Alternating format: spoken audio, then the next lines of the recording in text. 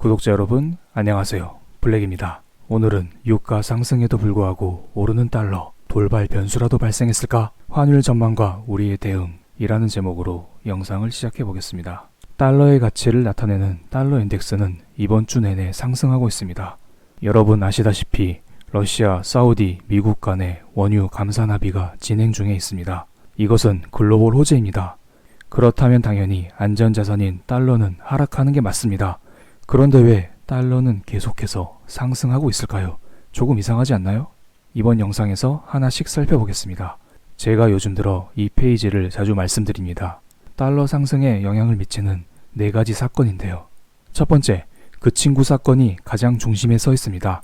그 친구로 인해서 산유국들의 갈등이 유발되었고 유럽의 경제 위기가 유발되었고 신흥국의 문제가 유발되었습니다.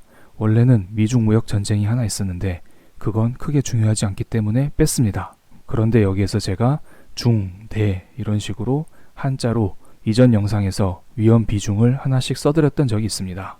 이번 영상에서는 그나마 위험 비중이 낮은 유럽 경제 위기는 빼고 나머지 사건인 그 친구 문제, 산유국들의 갈등, 신흥국 문제 이 3가지 관점에서 달러가 아직도 왜 계속 오르고 있는지 설명드리겠습니다. 그 친구 문제는 모든 사건의 중심이기 때문에 항상 설명드려야 합니다. 기사 헤드라인만 보겠습니다. 방금 나온 뉴스입니다. 미국에서 확진자가 25만 명이 넘었다는 뉴스입니다. 그래서 며칠 전에 트럼프 대통령은 인프라 투자에 2조 달러를 풀겠다. 4번째 부양 카드를 꺼냈습니다. 그런데 여기에 민주당 펠로시 미국 하원 의장은 딴지를 걸었습니다. 인프라보다는 개인 중소기업 지원을 확대해야 된다. 이런 식으로 말했습니다. 이게 무슨 의미가 있는지 하나씩 살펴보겠습니다. 그 친구로 인해서 미국의 경제 지표가 매우 좋지 않습니다. 3월 26일에는 320만 건의 주간 실업 수당 청구건이 있었고 4월 2일에는 700만 건의 주간 실업 수당 청구건이 있었습니다. 미국에서는 이런 부진한 경제 지표를 어떻게 커버했을까요? 3월 26일 문제는 2.2조 달러의 부양책을 발표하면서 이를 커버쳤고 4월 2일 부진한 경제 지표는 트럼프 대통령이 2조 달러의 인프라 부양책을 발표하면서 이를 상쇄시켰습니다. 즉, 그 친구로 인해서 끊어졌던 제조, 고용, 소비 이 3단 연쇄고리를 트럼프 대통령은 돈이라는 힘을 이용해서 일시적으로 이어붙이려고 노력했던 것입니다. 그런데 좀 전에 펠로시 미국 하원 의장이 조금 딴지를 걸었죠. 지금은 2조 달러 인프라 부양책을 쓸 때가 아니라고요. 게다가 4월 3일 부진한 미국의 고용 실적이 발표됐습니다. 10년 가까이 이어진 고용 증가세가 그 친구에 결국 멈춰섰습니다. 미국 노동부에서 발표한 3월 비농업 부문 고용 규모에서 기존의 예상치인 17만 건 감소해서 실제로 70만 건 감소가 발표됐고 실업률은 4.4%까지 올라갔습니다. 특히 이번에는 레저 부문에서 엄청난 일자리 감소가 발생했습니다. 이렇게 부진한 고용 실적이 발표됐는데 시장에서 요구하는 추가 돈풀기 정책이 나오지 않았습니다. 즉, 지금까지는 제때제때 부진한 정책을 커버치는 돈풀기 정책이 나왔는데 이번에는 돈풀기 정책이 전혀 언급되지 않았습니다. 그리고 게다가 펠로시 하원 의장은 2조 달러 인프라 부양책에 마저 태클을 걸고 있는 상태입니다. 솔직히 미국 입장에서 계속해서 채권을 발행하면서 돈을 찍어내는 게 부담이 될 수밖에 없습니다. 아무리 기축통화국이어도 계속해서 돈을 찍어내면은 달러의 가치가 하락하고 물가가 급격하게 상승하는 하이퍼 인플레이션이 발생할 수 있기 때문입니다. 그렇기 때문에 미국에서도 계속해서 돈 푸는 것을 주저하고 있는 것으로 보입니다. 하지만 제 생각에는 그 친구가 잡히지 않으면 미국에서는 어쩔 수 없이 추가적으로 돈을 계속해서 풀 수밖에 없을 거라 봅니다. 당장 돈을 풀기에는 어렵기 때문에 트럼프 대통령은 다른 데로 시선을 돌렸습니다. 계속해서 하락하는 유가를 잡기 위해 트럼프 대통령은 노력을 하고 있습니다. 이것은 4월 1일날 나온 뉴스입니다. 유가가 10달러대에 임박하자 트럼프 대통령은 러시아 대통령과 사우디 왕세자에게 전화를 때렸습니다. 콜렉트콜 1588 때렸습니다. 제발 우리 합의 좀 하자 이런 식으로 말했을 겁니다. 이와 관련된 이베스트 투자증권에서 나온 보고서를 하나 보겠습니다. 급등한 유가, 기대감 이전에 짚고 넘어가야 할 것들이라는 제목입니다. 트럼프 대통령의 전화 회담 이후 러시아와 사우디가 긍정적인 반응을 보이고 있습니다.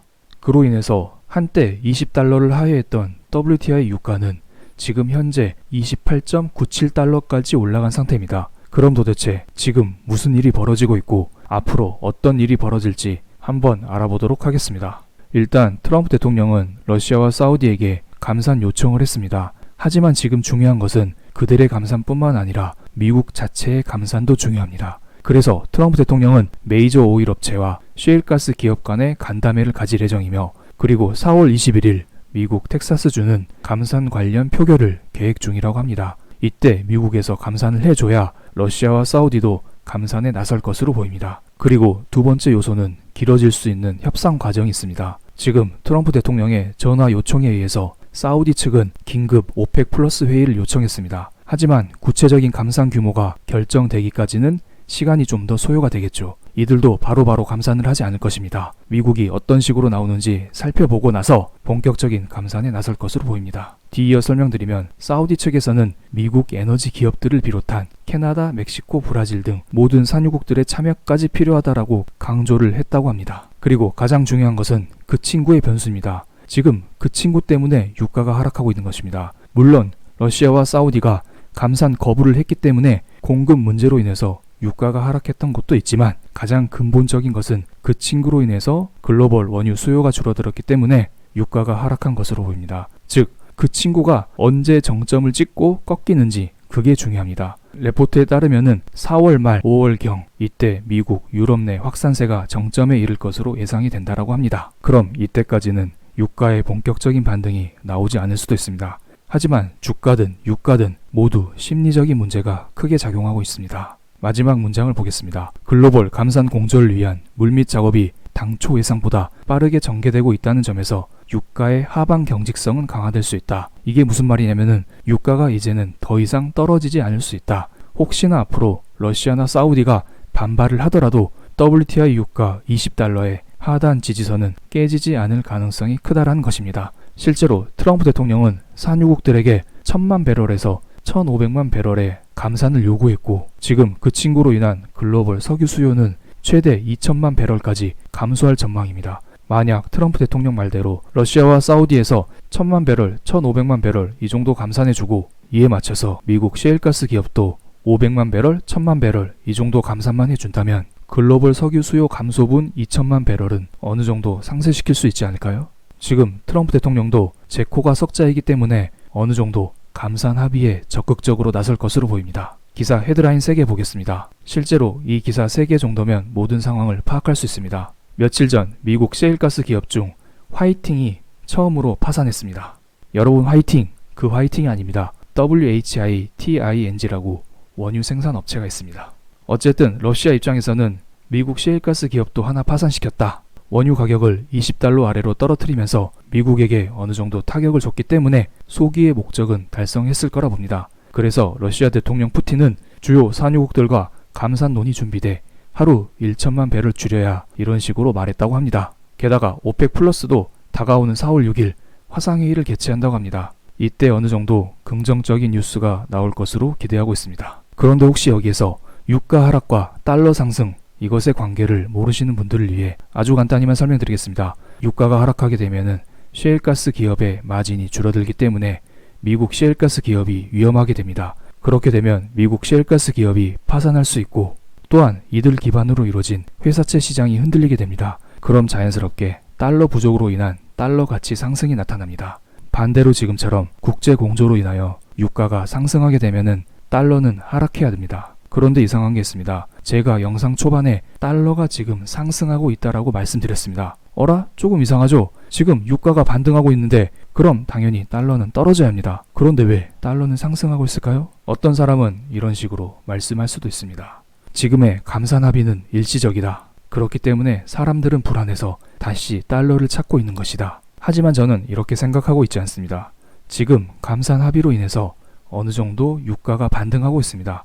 그렇기 때문에 감산 합의에 대한 긍정적인 시그널은 충분히 반영을 하고 있다라고 봅니다. 그럼 당연히 달러는 떨어져야 합니다. 그런데 문제는 두 가지가 있습니다. 지금 달러 상승을 부추기는 문제는 크게 두 가지가 있습니다. 첫 번째, 그 친구의 문제입니다. 그 친구가 아직 끝나지 않았기 때문에 세계 증시는 흔들릴 수 있고 세계 경제 시장 역시 흔들릴 수 있습니다. 이로 인한 달러 강세가 지속되고 있는 것으로 보입니다. 그리고 두 번째, 신흥국들의 문제입니다. 신흥국들의 문제는 이어서 설명드리겠습니다. 아참, 여기 보시면 셰일가스 기업 위험이라고 써있네요. 아래쪽에 위험이 아니라 안전입니다. 제가 잘못 썼네요. 그럼 뒤이어서 설명드리겠습니다. 이번에는 하나금융그룹에서 나온 보고서를 하나 보겠습니다. 신흥국의 본격적인 돈풀기가 시작되고 있습니다. 지금 미국, 유럽, 일본은 계속해서 돈을 찍어내고 있습니다. 여러분, 경제 상태가 안 좋으면 나라에서는 어떤 일을 하나요? 일반적으로 경제를 살리기 위해서 금리를 내리고 돈을 찍어냅니다. 그런데 기축통화국은 금리를 마이너스까지 내릴 수도 있고 돈을 무한대로 찍어낼 수도 있습니다. 그렇게 해도 화폐 가치가 떨어지지 않습니다. 왜냐하면 기축통화에 대한 수요는 끊임없이 있기 때문에 자국에서 찍어낸 자국의 화폐는 자국 내에서만 돌지 않습니다. 해외에서도 수요가 많기 때문에 자국에서 찍어낸 화폐가 밖으로 돌게 됩니다. 그렇게 되면 상대적으로 통화 가치 하락에 대한 압박이 적을 것입니다. 그런데 신흥국은 조금 다릅니다. 만약 신흥국들이 경제를 살리기 위해 금리를 내리고 돈을 찍어내게 되면 그 나라의 화폐 가치가 하락되고 자본이 유출되고 물가가 상승하게 되는 문제가 발생하게 됩니다. 그런데 지금 폴란드와 남아공 중앙은행은 규모는 특정하지 않은 채 무기한 회사채 국채 매입을 선언하였으며 아시아 신흥국에서는 필리핀 중앙은행이 향후 6개월간 국채 60억 달러 매입을 발표했습니다. 최근에는 브라질 중앙은행이 신흥국 중 가장 큰 규모인 약 1조 2천억 헤알 281조 규모의 국채 단순 매입을 발표했습니다. 엄청납니다. 지금 신흥국도 상황이 안 좋기 때문에 계속해서 돈을 찍어내고 있습니다. 어쩔 수 없다고 봅니다. 그런데 말씀드렸듯이 신흥국들이 돈을 찍어내게 되면 통화가치 하락, 자본 유출, 물가 상승이라는 리스크가 발생하게 됩니다. 다음 그래프는 최근 일주일, 최근 2주일간의 통화가치 변동률을 나타낸 것입니다. 요즘 돈을 많이 찍어낸 신흥국들의 통화가치 하락이 눈에 띄고 있습니다. 남아공, 터키, 브라질, 헝가리, 러시아 등 신흥국들의 화폐 가치 하락이 본격화되고 있습니다. 그럼 여기에서 어떤 분은 한국은 어떨까요? 망하지 않을까요? 이런 말씀을 하시는데요. 한국을 보시면은 최근 2주간 화폐 가치는 오히려 상승하고 있습니다. 그렇기 때문에 너무 달러에 목숨 걸지 맙시다. 다음 뉴스 하나 보겠습니다. 그 친구 충격 앞둔 신흥시장, 새로운 위기 온다. JP모간에서는 신흥국 환율 변동 주가 낙폭 2008년 10월 이후 최대라고 합니다. 도이체방크에서는 그 친구 대책들 억제에 충분한지 아직 미지수라고 합니다. 지금 2008년 이후 신흥국의 최대 위기가 났습니다. 그럼 여러분은 이런 말씀을 할 수 있겠죠. 지금 신흥국만의 문제가 아니다. 지금 미국, 일본, 유럽 다 흔들리고 있다. 맞습니다. 그런데 기축통화국은 나라가 흔들려도 돈을 찍어낼 수가 있습니다. 그렇기 때문에 위기를 조금 더 쉽게 관리할 수 있죠. 하지만 신흥국들은 다릅니다. 2008년에도 돈을 꾸역꾸역 찍어내면서 미국과 통화사업을 하면서 겨우겨우 버텨왔습니다. 그런데 이번에 한 방 또 맞은 것입니다. 여기에서 돈을 더 찍어내면 어떻게 될까요? 문제가 심각해집니다. 글로벌 신용평가사 S&P는 3월 26일 나이지리아 신용등급을 강등했고 멕시코 신용등급도 강등했습니다. 그리고 콜롬비아, 앙골라, 에콰도르 이러한 나라의 신용등급을 모두 떨어뜨렸습니다. 게다가 무디스는 남아공의 국가 신용등급을 투자 적격 등급에서 투자 부적격 등급으로 강등시켰습니다. 이거 많이 들어보셨죠? 투자 적격에서 투자 부적격으로 떨어지면 무슨 일이 발생할까요? 보통 펀드 매니저는 투자 적격 등급을 지닌 회사에만 투자하게 되어 있습니다. 국채도 마찬가지입니다. 여러분이 국채에 투자하는 펀드를 운영하는 펀드 매니저라고 해보겠습니다. 그럼 여러분은 투자 적격 등급의 국채 등급을 지닌 나라에만 투자를 하게 되어 있습니다. 그런데 남아공처럼 국가 신용 등급이 투자 적격 등급에서 투자 부적격 등급으로 떨어졌다고 생각을 해볼게요. 그럼 여러분은 남아공의 채권을 울며 겨자 먹기로 팔아야 합니다. 그런데 문제는 여기에서 그치지 않습니다. 남아공만 이렇게 투자 적격에서 투자 부적격 등급으로 떨어졌을까요? 앞으로 제2의 남아공, 제3의 남아공 이런 나라들이 많이 나올 것으로 보입니다. 그 친구가 잡히기 전까진요. 제가 신흥국들의 자금 이탈 플로우 차트를 그려봤습니다.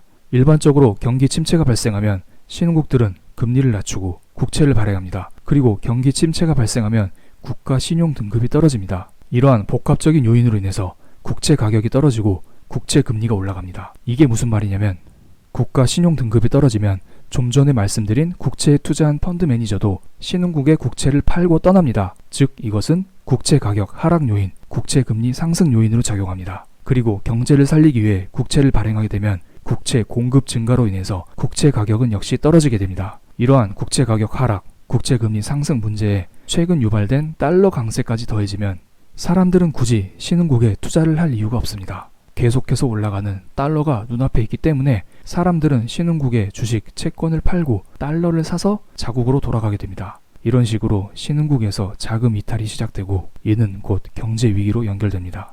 그럼 여기에서 이런 질문이 나오겠죠. 지금이라도 달러를 사야 할까요? 그럼 전 늘 똑같이 말씀드립니다. 달러도 곧 현금이기 때문에 달러에 투자하는 것은 좋지 않습니다. 지금 이러한 글로벌 악재가 계속해서 유지될 가능성은 적습니다.